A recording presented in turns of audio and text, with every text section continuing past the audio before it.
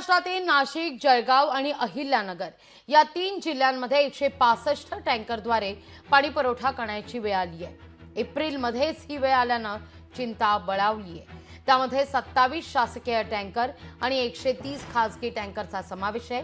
नाशिकमध्ये 78, जळगावमध्ये 7 आणि अहिल्यानगरमध्ये रोज 80 टँकर तहान भागवण्यासाठी सध्या वापरले जात आहेत।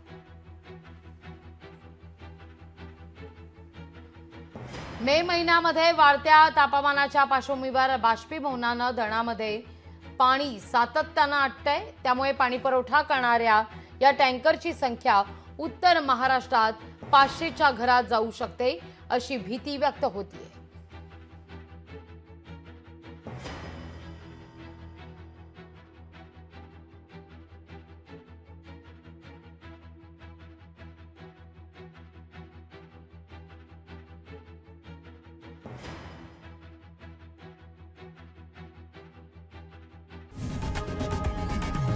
लोकशाही मराठी ऐका, पहा, जागरूक रहा।